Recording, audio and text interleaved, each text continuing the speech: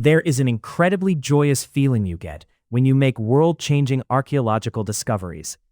A contractor accidentally unearthed an artifact when he was digging foundations for a building in the outskirts of Cairo.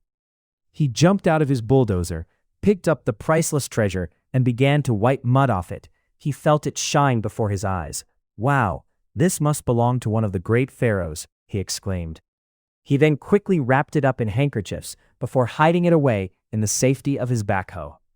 A month later, he was at this renowned world museum trying to sell off his newly discovered treasure, but instead found himself being questioned rigorously about how he found the mysterious object instead of offering him fair price.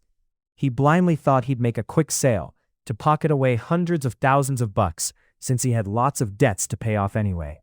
He had no option but to leave the museum premises with great disappointment.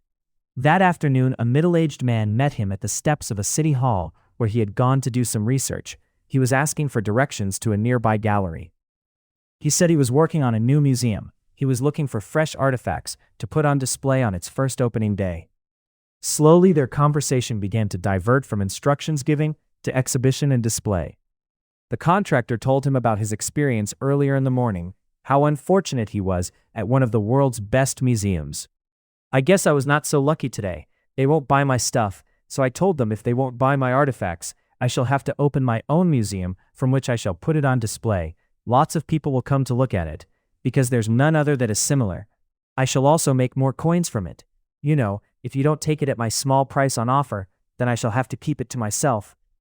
"What is this object you are talking about, sir? Can I have a look at it?" The contractor then turned his eyes left and right as if he was about to cross a road. He dug his right hand into his backpack and brought out what looked like a brown cocoon. He then carefully unwrapped the pieces of clothing as he handed it over to the stranger, who could not believe his eyes at what he was seeing. "Oh," he exclaimed, "I have been searching for this object all over the world, only to find it in the hands of a nobody right at my doorstep."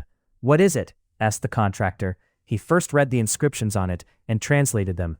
"Can you read hieroglyphs?" inquired the contractor. The stranger, now with his eyes glued to the surface of the object, did not respond immediately. When he was done, he raised his head one more time. "Do you know that you are holding the rook and tail of Ramses the Great? It's the only one in the world, yet you found it." "Yeah, I knew there was none other like it," replied the contractor. "Are you sure you are the one who found this? You did not purchase it from some art shop. Please show me where you picked it from." The contractor took him to where he had the artifact undug. "At long last," said the contractor, "it's better for someone to appreciate your work, even if he pays you nothing in return, than when people blindly reject your well-hearted offer."